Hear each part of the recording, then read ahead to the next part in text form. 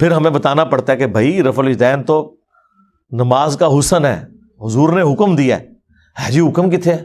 رفع یدین کرنے کے بارے میں جو حدیثیں ہیں نا، نبی نے حکم نہیں دیا، یاد رکھ لیں، اس کو کہتے ہیں قولی حدیث، قول کہنا، حکم یہ نہیں ہے، یہ فعلی حدیث ہے۔ اس کا مطلب کیا ہوتا ہے کہ صحابی کہتا ہے میں نے دیکھا ہے نبی پاک نے یوں کیا، میں نے سنا ہے نبی پاک نے یوں کیا، مجھے بتایا گیا کہ نبی نے یوں کیا۔ وہ یہ نہیں دکھا سکتا، یہ جیل امبالا یہ نہیں دکھا سکتا کہ نبی پاک نے کہا ہو کہ رفع یدین کرو، میں بچے تیرے سینے پہ چڑھ کے کہہ رہا ہوں، میں تجھے دکھاؤں گا۔ صحابہ کرام نے یہ بھی کہا ہے ہم نے دیکھا کہ نبی پاک نے رفع یدین نہیں کیا، یہ حدیث بھی ہے، اور میں تمہیں یہ بھی بتاؤں گا نبی پاک نے حکم دیا ہے کہ رفع یدین چھوڑ دو، میں یہ بھی تمہیں دکھاؤں۔ اور ایک وہ دیوبندیوں کا مولوی ہے، وہ اس کا نام رکھا ہے دلیل کا بے تاج بادشاہ، اس کے تاج کے ساتھ جو میں نے کر دیا ہوا ہے نا، وہ کہتا ہے جی میں اتنے لاکھ انعام دوں گا کوئی رفع الیدین کا حکم دکھا دے۔ کچھ لوگ کہتے ہیں کہ اناف کے مسلک میں رفع یدین نہ کر کے رسول اللہ کی نافرمانی کرتے ہیں، اس مسئلے پہ رہنمائی فرمائیں۔ یعنی حضور پاک کی نافرمانی یا رفع یدین نہ کرنا؟ اگر حضور کا فرمان دکھا دو کہ حضور نے فرمایا اور رفع یدین کرو، میں 1,00,000 روپیہ نقد انعام دوں گا تمہیں، 1,00,000 روپیہ نقد انعام دوں گا تمہیں، میں 1,00,000 روپیہ نقد انعام دوں گا تمہیں، فرمان تم دکھا دو۔ ارفعوا ایدیکم، حضور نے ہمیں حکم دے کر فرمایا رفع یدین کرو، تو کبھی فرمان نہیں دکھا سکتا کرنے کا، میں فرمان دکھا سکتا ہوں چھوڑنے کا، میں فرمان دکھا سکتا ہوں چھوڑنے کا۔ صحیح مسلم جلد نمبر 1 صفحہ نمبر 181 کتاب الصلاۃ، حضرت جابر ابن سمرہ فرماتے ہیں خرج رسول اللہ صلی اللہ علیہ وسلم وکنا صلینا، حضور پاک تشریف لائے، ہم نماز پڑھ رہے تھے، حضور پاک نے فرمایا مالی اراکم رافعی ایدیکم کانہا اذناب خیل شمس اسکنوا فی الصلاۃ، کہ یہ تم شریر گھوڑوں کی طرح دم ہلا رہے ہو، نماز میں رفع یدین نہ کرنا، سکون سے نماز پڑھنا۔ یہ پیغمبر کی صحیح حدیث ہے، صحیح مسلم ہے جلد اول ہے صفحہ 181 ہے، کتاب الصلاۃ ہے۔ کہتے ہیں اس حدیث پاک کی اگلی حدیث ہے کہ وہ سلام مراد ہے، تو میں نے کہا اگلی حدیث کا مسئلہ اور ہے، یہ حدیث میں سلام کا لفظ ہے۔ سرکار ہم انعام نہیں لیتے، آپ سے آپ کی آخرت کا سوال کرتے ہیں کہ توبہ کریں اپنے اس جھوٹ کے اوپر۔ ہم دکھاتے ہیں رفع الیدین کا حکم بخاری مسلم سے، لیکن پہلے آپ بات کو سمجھیں، یہ ایک مقدمہ ہے، صحیح بخاری اور مسلم کی متفقن علیہ حدیث ہے۔ نبی علیہ السلام نے فرمایا اللہ نے مجھے جوامع کلمات کے ساتھ بھیجا ہے، میں بات مختصر کرتا ہوں اور مفہوم گہرا۔ بخاری مسلم دونوں میں حدیث ہے انما الاعمال بالنیات، اعمال کا دار و مدار تو صرف نیتوں کے اوپر ہے۔ اب یہ ایک جملہ ہے، اس کے اوپر پوری کتاب لکھی جا سکتی ہے، یہ ہے جوامع کلمات، اس کو آپ ذہن میں رکھیں۔ اب آ جائیں بخاری مسلم دونوں میں حدیث ہے، مالک بن حویرث کہتے ہیں رضی اللہ تعالیٰ عنہ علیہ السلام، ہم چند نوجوان تھے 20 دن کے لیے حضور کے پاس گئے، مہمان بن گئے۔ حضور کی وفات سے 1-1.5 سال پہلے غزوہ تبوک کے موقع پر مسجد نبوی میں ٹھہرے 20 دن تک، آپ کے صبح و شام آبزرو کیے۔ جب حضور نے دیکھا نا کہ اب ہمیں گھر کی یاد ستا رہی ہے، تو اچھے ٹیچر کی یہی نشانی ہے کہ اس سے پہلے کہ کوئی اکتا جائے خود ہی اسے بھیج دیا جائے۔ آج تو آپ کہتے ہیں نا حضور میں آپ کے زمانے میں ہوتا تو ہر وقت آپ کو وضو کرواتا رہتا، ایسا نہیں ہوتا، دنیا میں ایسے نہیں معاملات چلتے۔ تو وہ کہتے ہیں ہمیں اپنے ماں باپ یاد آنا شروع ہو گئے، تو حضور نے جب یہ دیکھا نا کہ اب یہ ان کا انٹرسٹ لوز ہو رہا ہے، تو آپ نے کہا کہ سب کو اکٹھا کر کے کہا کہ اب اپنے گاؤں ایریا میں واپس چلے جاؤ۔ جب جانا تو جب نماز کا ٹائم ہو تو تم نے مجھے 5 وقت نماز پڑھتے ہوئے دیکھا ہے، ان اوقات میں تم نے نماز پڑھنی ہے۔ ایک بندہ اذان دے گا جو زیادہ قرآن جانتا ہے اور عمر میں بھی بڑا ہو، وہ تمہاری امامت کروائے، اور صلو کما رأیتمونی اصلی، اور نماز تم نے ویسے پڑھنی ہے جس طرح مجھے تم نے نماز پڑھتے ہوئے دیکھا ہے۔ کلیئر ہو گیا؟ یہ جملہ آپ کسی انٹرنیشنل عدالت میں بھی لے جائیں تو وہ آپ کے علماء کی جہالت کے اوپر ہنسیں گے کہ اس کے بعد رسول اللہ کو یہ کہنے کی ضرورت ہے کہ جب نماز شروع کرنا تو ہاتھ کانوں تک اٹھانا، جب رکوع میں جانا تو ہاتھ کانوں تک اٹھانا، جب رکوع سے سر اٹھانا تو ہاتھ کانوں تک اٹھانا، سبحان ربی العظیم رکوع میں پڑھنا، سبحان ربی الاعلیٰ سجدے میں پڑھنا، فجر کے 2 فرض پڑھنا، زور کے، یہ سارا کچھ آپ کو کہنے کی ضرورت ہے جو لوگ 20 دن سے حضور کو دیکھ رہے ہیں۔ اس کے بعد صرف ایک ہماری ذمہ داری ہے کہ جس شخص کو حضور نے یہ کہا نا تم نے نماز ویسے اسٹیبلش کرنی ہے جس طرح مجھے تم نے دیکھا ہے, ہم اس شخص سے یہ بتا دیں کہ حضور کو نماز پڑھتے ہوئے اس نے کیسے دیکھا ہے, پھر کام ختم ہو گیا نا. رفع الیدین کا حکم آ جائے گا نا بیچ میں. جب آپ نے کہا تم نے نماز اس طرح پڑھنی ہے جس طرح مجھے پڑھتے ہوئے دیکھا, جوامع کلمات ہو گئے. تو سرکار مالک بن حویرث سے پوچھ لیں, بخاری مسلم دونوں میں موجود ہے کہ مالک بن حویرث رضی اللہ تعالیٰ عنہ کہتے ہیں کہ جب نبی علیہ السلام نماز شروع کرتے تو دونوں ہاتھ کانوں تک اٹھاتے. بخاری میں صرف ہے کہ اٹھاتے, مسلم میں ہے کانوں تک, اور بخاری میں عبداللہ بن عمر کی جو حدیث ہے اس میں ہے کندھوں تک. ہتھیلیاں کندھوں کی سیدھ میں, انگلیاں کانوں کی سیدھ میں, یا یوں بھی اٹھا سکتے ہیں, کانوں تک اٹھاتے. اور رکوع میں جاتے وقت کانوں تک اٹھاتے, اور رکوع سے سر اٹھاتے تو کانوں تک اٹھاتے.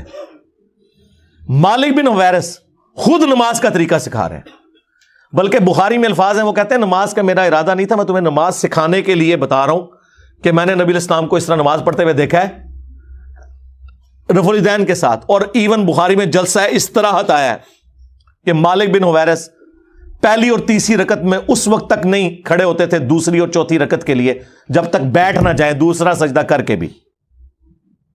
ویسے تو الگ سے بھی بخاری میں حکم ہے, نبی علیہ السلام نے ایک تیزی سے صحابی کو نماز پڑھتے ہوئے دیکھا تو فرمایا دوبارہ پڑھو, تم نے نماز نہیں پڑھی. 3 دفعہ ہوا تو چوتھی دفعہ آپ نے جب اس کو نماز کا طریقہ سکھایا تو اس میں آپ نے فرمایا پوری تفصیل کے ساتھ ہے, جب آپ سجدے پہ پہنچے فرمایا پہلا سجدہ کرو پھر سکون سے بیٹھ جاؤ, پھر دوسرا سجدہ کرو پھر سکون سے بیٹھو, اور پھر اگلی رکعت کے لیے کھڑے ہو.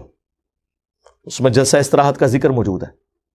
مالک بن حویرث کہتے ہیں میرا ارادہ نہیں تھا, میں صرف نماز سکھانے کے لیے تمہیں بتا رہا ہوں.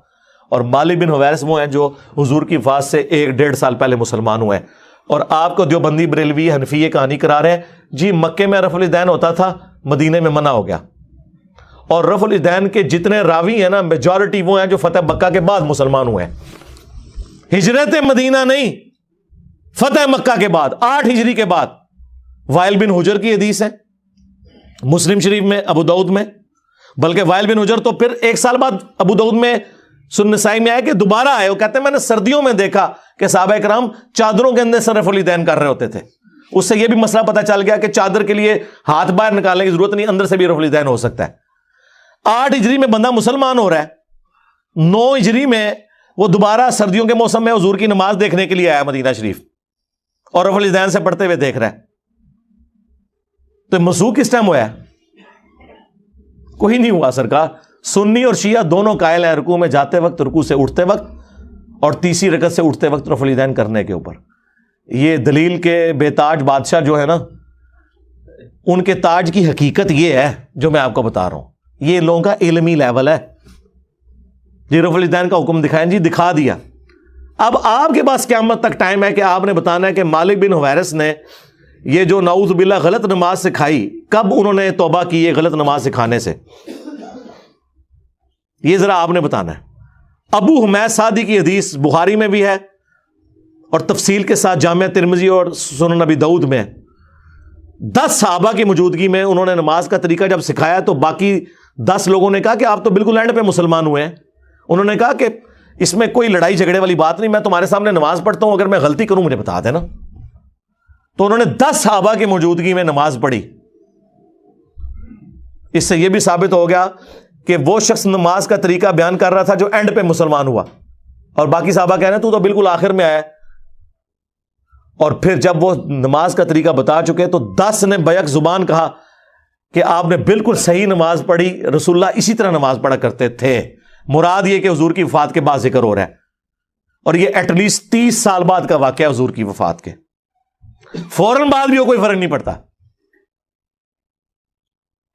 10 کے 10 کو غلطی, جس میں ابو قتادہ بھی شامل ہیں سینئر اصحاب میں سے. اس میں انہوں نے رفع الیدین کا ذکر کیا ہے, جلسہ استراحت کا ذکر کیا ہے, تورک بیٹھنے کا ذکر کیا ہے. چوتھی رکعت میں بائیں سرین پہ بیٹھ کے دایاں یعنی پاؤں کھڑا کر کے اس کے نیچے سے بائیں پاؤں کو گزارنا. اور ابو داؤد میں تو الفاظ ہیں کہ جب نبی علیہ السلام نماز کا ارادہ کرتے تو نبی علیہ السلام قبلہ رخ کھڑے ہوتے اور اپنے ہاتھوں کو کندھوں تک بلند کرتے, یہاں تک کہ ہر ہڈی اپنی جگہ پر جب واپس آ جاتی پھر آپ قرات شروع کرتے. اس سے میں نے ثابت کیا کہ انہوں نے ہاتھ چھوڑ کے نماز پڑھی ہے. کیونکہ جب بھی کوئی نماز شروع کرنے کا ارادہ کرتا ہے تو ہاتھ باندھ کے نہیں نماز پڑھتا، یوں کھڑا ہوا ہے اور وہ نماز یوں شروع کرتا ہے اور ہر ہڈی اپنی جگہ پر واپس آ جاتی. یہاں موقع تھا وہ کہتے ہیں کہ ہر ہڈی دایاں ہاتھ بائیں پر آ جاتا، نہیں، انہوں نے کہا اپنی واپس اپنی جگہ پہ آ جاتی. اس سے نبی علیہ السلام سے بھی ہاتھ چھوڑ کے نماز پڑھنا ثابت ہے. ویسے عبداللہ ابن زبیر کی الگ سے حدیث ہے المصنف ابن ابی شیبہ میں، باقاعدہ باب باندھا ہے امام ابن ابی شیبہ، امام بخاری مسلم کے استاد نے، کہ ان صحابہ اور تابعین کا بیان جو ہاتھ باندھ کے نماز پڑھتے تھے، جو ہاتھ چھوڑ کے. ہمارے نزدیک دونوں طریقے درست ہیں، ہاتھ باندھنا بھی، ہاتھ چھوڑنا بھی. تو وہاں پہ پھر 11 صحابہ کی یہ گواہی ہوگی، 10 وہ اور 11واں جو سکھا رہا تھا.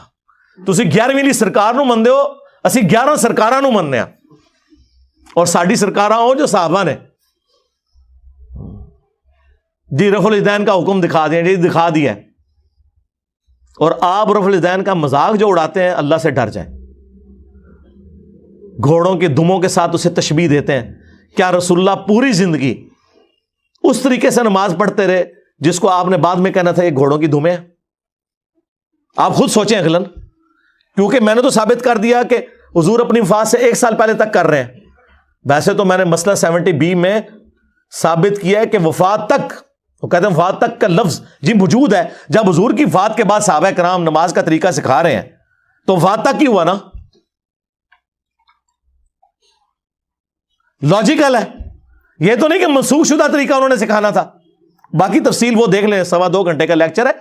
ان کے 8 دھوکوں کے جو میں نے جواب دیے ہیں جی. بغلوں میں بت رکھ کے آتے تھے، ٹھیک ہے جی. گھوڑوں کی دموں والی روایت مسلم شریف سے آؤٹ آف کانٹیکسٹ، جابر بن سمرہ والی شریر گھوڑوں کی دمیں، وہ 4 روایتیں اکٹھی ہیں، اس میں باقاعدہ موجود ہے کہ وہ سلام پھیرتے وقت زانوں سے ہاتھوں کو اٹھاتے تھے. وہ کہتے ہیں نہیں، ایک روایت میں اس کے بغیر ذکر ہے. کچھ لوگ کہتے ہیں کہ احناف کے مسلک میں رفع دین نہ کر کے رسول اللہ کی نافرمانی کرتے ہیں، اس مسئلے پہ رہنمائی فرمائیں. یعنی حضور پاک کی نافرمانی یا رفع دین نہ کرنا. اگر حضور کا فرمان دکھا دو کہ حضور نے فرمایا اور رفع دین کرو، میں 1 لاکھ روپیہ نقد انعام دوں گا تمہیں. فرمان تم دکھا دو، ارفعوا ایدیکم، حضور نے ہمیں حکم دے کر فرمایا رفع دین کرو.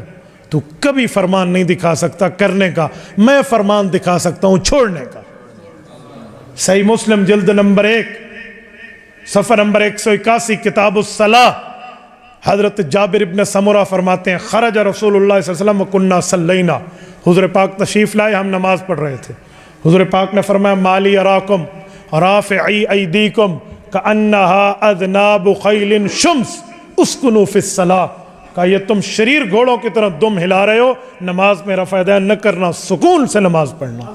یہ پیغمبر کی صحیح حدیث ہے، صحیح مسلم ہے، جلد اول ہے، صفحہ 181 ہے، کتاب الصلاۃ ہے. کہتے ہیں اس حدیث پاک کی اگلی حدیث ہے کہ وہ سلام مراد ہے. تو میں نے کہا اگلی حدیث کا مسئلہ اور ہے، یہ حدیث میں سلام کا لفظ نہیں ہے. سرکار یہ حدیث ابو داؤد میں بھی ہے، سنن نسائی میں بھی ہے، باقاعدہ اس کے اوپر اماموں نے باب باندھے ہوئے ہیں کہ یہ حدیث کس سے متعلق ہے. آپ کے رد کے اوپر کہ سلام پھیرتے وقت امام نووی نے بھی مسلم کے باب کے اوپر یہ لکھا ہوا ہے. اس سے بڑھ کر امام بخاری نے جز رفع الیدین میں لکھا ہے کہ جو گھوڑوں کی دموں والی حدیث رفع الیدین پہ لگاتے ہیں انہیں ڈرنا چاہیے کہ اللہ کا عذاب نہ ان پر آ جائے. سورہ نور کی آیت کوٹ کی کہ رسول اللہ کے ساتھ دشمنی کر رہے ہیں، یہ سنت کا مذاق اڑا رہے ہیں. اور جز رفع الیدین پہ جو میں نے ویڈیو ریکارڈ کرائی ہے، جو کچھ امام بخاری نے ان کی طبیعت صاف کی بھی ہے، وہ 70B مسئلہ آپ ضرور دیکھیں.